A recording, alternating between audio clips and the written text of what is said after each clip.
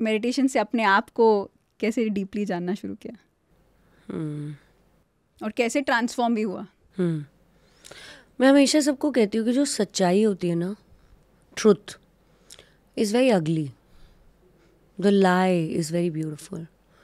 झूठ है ना, एक बहुत सुंदर कपड़ा पहन के खड़ा रहता है, और जो सच्चाई है ना, वो हमेशा आपको अच्छी नहीं लगेगी। बट मेडिटेशन आपको वो शक्ति देता है, वो पावर देता है, वो थर्ड आई देता है, जिससे आप ट्रुथ को पहचान पाएँ, अपने बारे में भी, दुनिया के बारे में भी, दूसरों के बारे में भी, चीज़ों के बारे में भी। तो धीरे धीरे मेडिटेशन से सच्चाई आपको बहुत क्लियरली दिखने लगती है। आपकी आँखों से जो चश्मे हैं वो हटने लगते हैं। तो मैंने सबसे पहले तो अपने आप को देखा naked, and bye naked I don't mean without clothes, bye naked I mean energy से नेकेड, कि मैं हूँ क्या भाई, क्या चीज़ हूँ मैं, क्या प्रॉब्लम्स है मेरे अंदर।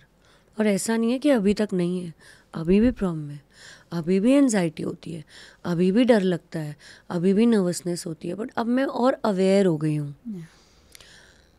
कई लोग एंशियस होते हैं, नर्वस होते हैं, उन्हें अवेयरनेस भी नहीं होती कि वो नर्वस हैं, बट मुझे है। वो देता है मेडिटेशन। मेडिटेशन ऐसा कोई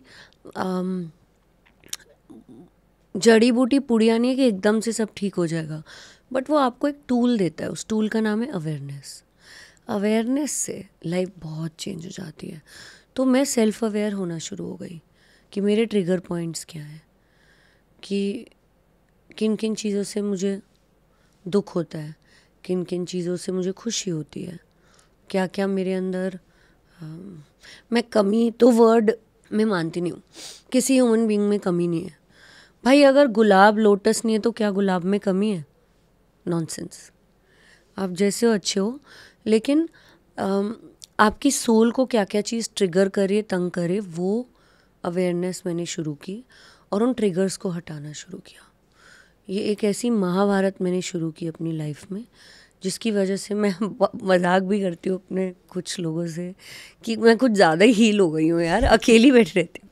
और इतने खुश हो जाते हैं अकेले रहते हुए भी। मैं इतनी हील हो गई, मैं और मेरे फादर अमूल्या, कि चुपचाप इतने बड़े घर में हम खाना खाते हैं चुपचाप, और बाकियों को ये लाइफ बड़ी सैड लगेगी, बट मुझे बड़ी अच्छी लगती है, क्योंकि मैंने बहुत अगली लाइफ देखी है जिसमें एक्सटर्नल एनर्जीज आपको बिल्कुल हिला के रख देती हैं, और आपका जो पर्पस और पाथ है ना, उससे आपको बिल्कुल डिरेल कर देती हैं।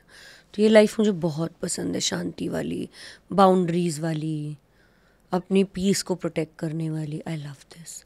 मैं हमेशा कहती हूँ मैं एक पब्लिक फिगर हूँ, but I am introverted public figure.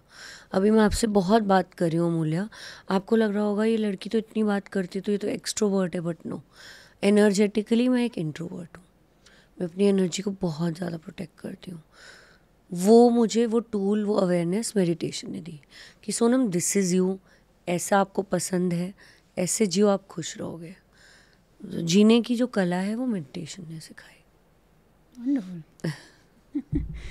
It's really wonderful because you're talking about वो चीज़ें जो एक्चुअली बहुत वल्नरेबल एक अपने सेल्फ को रियली प्रेजेंट करना है. It's really wonderful. Thank you for sharing yourself. I think there's no other way to live other than being real, you know.